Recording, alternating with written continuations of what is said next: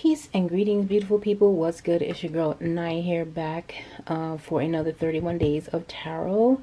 This is going to be day 13 from the Major Arcana Cards. Which cards correlates to your sun, moon, and rising sign, and how has that resonated or played out in your life? This was a question that I posed for this year, and the reason why I even asked this question, in case some of you guys are curious, is because I know a lot of us out there watch, we watch tarot scope videos, and readings. A lot of people say if this is your sun, moon, or rising sign before they do the reading, and whether or not it resonates for you. So I think it's important to understand what the functions of each of those signs are. So the big three is really important in astrology: your sun, moon, and your rising sign. So the sun sign is how you shine, your ego, your the energy that you exude, that, you know, around people that know you, kind of like your how you resonate your energy into the world.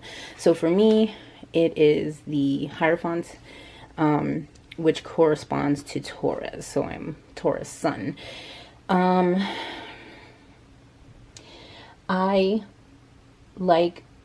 learn while I teach, and I like to learn. I do feel like this has resonated in my life a lot because a little bit tighter. It resonates a lot for me because throughout my life, the Hierophant card, because I've always been a seeker of truth, a seeker of occult knowledge, a seeker of spiritual knowledge or guidance.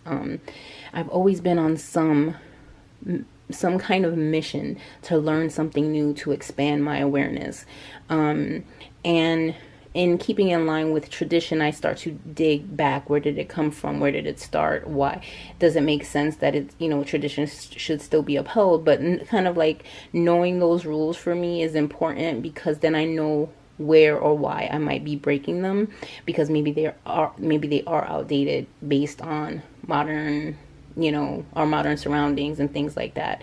So I feel like the Hierophant, it took me a long time to understand what the Hierophant meant for Taurus, because, you know, when people talk about Taurus, it's kind of like they're very grounded and stubborn and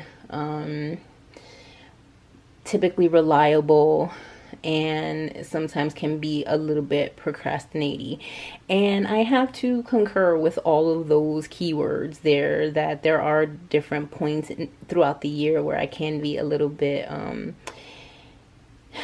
I can kind of drag my feet a little bit on things, but I think it's because I feel like I need to have all the information before I can move forward. Stubbornness is definitely a trait that I have. If, you know, dogmatic is another word that comes from the Hierophant, and that there's a potential for that to become apparent sometimes.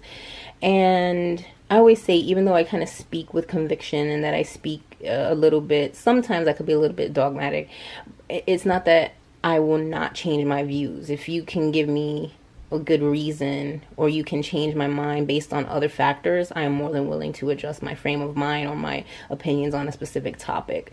So I like learning, I like teaching or mentoring and being a mentee, either way. And I feel like that really resonates for my sun sign. I mean, that's just, if people know me, they know me because of that, or there's always some kind of story between me and an associate or a friend about something that I was trying to learn or trying to dig into, and I start poking at them, you know, information. Hey, what do you think about this?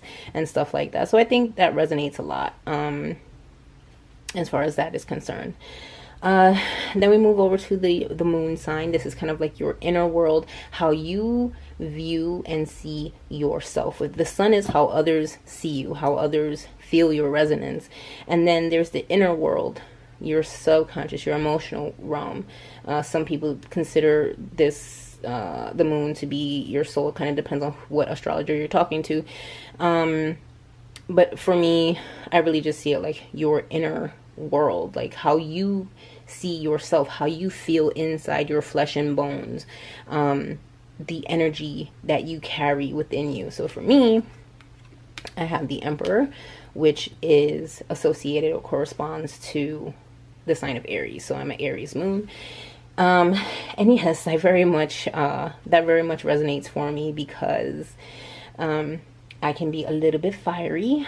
I definitely get more angry first. If I'm upset or passionate about something, you know, it's like I want things to be structured. I want things to be logical. I want things to make sense. And not everything makes sense all the time, or things are sometimes out of my control that I can't, and that pisses me off.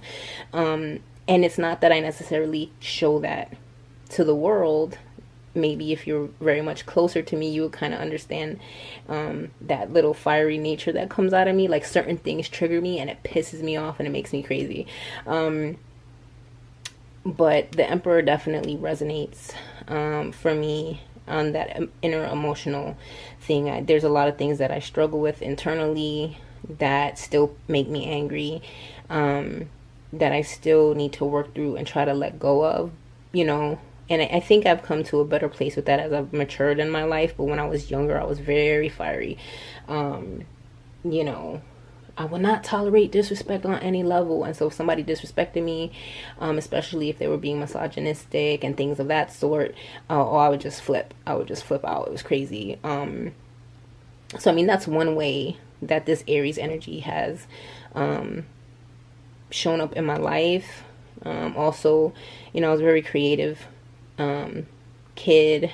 I like to write, auditory things, particularly like poetry and music, lyrics, that all really work to gauge this kind of creative spark that I had within myself, to transmute it from being something negative and producing something innately positive with the energy, you know what I mean? So I don't get in trouble and I feel like I released the energy from inside myself.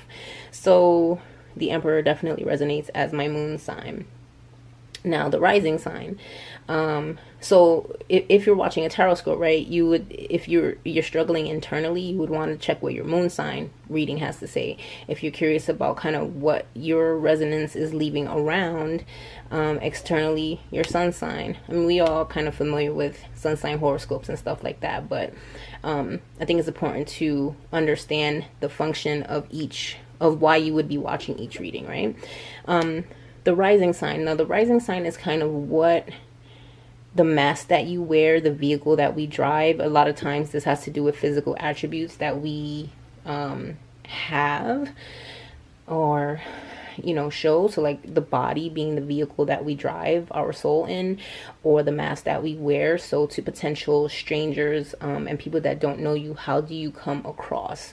What do they see? Because people that know you know your sun. People that really know you know your sun and your moon, right? They know these dynamics of you, but when they first meet you, how do people typically see you? So for me, my rising sign is the Hermit. I'm sorry, is Virgo, or the Hermit card, which is corresponds to Virgo. And I've been told a lot from people that I first meet, you know, they're like, oh, you're such an old soul and this and this and that. And I never really understood kind of sort of what that meant, but I guess certain things that I would say would resonate for them. And it would be wise in their eyes, I suppose, which was always very humbling to hear. However, the Hermit, I mean, he's looking to the past. He's looking for insight, right? Illumination. And he's very introspective. A lot of times you see this as a loner. And again, very much something that I feel resonates in my life. And, you know, if you lived in the same city as me, or like the same, let's say the same workplace, or we went to school or something together, you would typically catch me by myself. I'd probably have my headphones on writing something, or, you know, usually I'm recording or writing something. I'm typically by myself, or reading a book, or I'm just in really deep thought, thinking about things of the past, Where did I go wrong? How can I fix it? What's the next step? You know, this is kind of a good thing and a bad thing, because you know, I don't want to say it, you know, nothing is innately good or bad. I mean, but my experiences in understanding this this archetype of Virgo, I can be very detail oriented to the point where it's obnoxious, and I sometimes even piss myself off, because I'm like, why are you wasting time on these super itty bitty details? You need to step back a little bit and look at the big picture. So that happens to me pretty often, but that makes sense. What else? Sometimes I can be regretful. There's something else about the Hermit that I typically associate him with time for whatever reason, like father time, which astrologically that's not correct. That's really Saturn, not Virgo. But the Hermit itself, kind of, you know, if you think about the numerological progression, you know, the Hermit is the last single digit, and the highest single digit, and so I feel like, you know, at 9 he stopped to look back at his journey, look back at where he's been, and be able to, you know, it's kind of like hindsight is 2020. So looking back sometimes is helpful, because there's just more clarity in a situation, and that helps me to then move forward. It's definitely part of my process when I am going through things, to go back and see and talk about and put the pieces together, learn the truth, put the pieces together so that I could have a solid, firm structure or understanding of what happened in the past, so that I can continue to move forward. But as far as it being the mask that I wear, you know, I'm definitely kind of a loner, and you know, I kind of just stay to myself. I don't like drama, so I say to myself to avoid drama, and that's all she wrote. So I hope that you guys enjoyed my big 3 for the 31 days of tarot. Thanks for watching. Talk to you on the next one.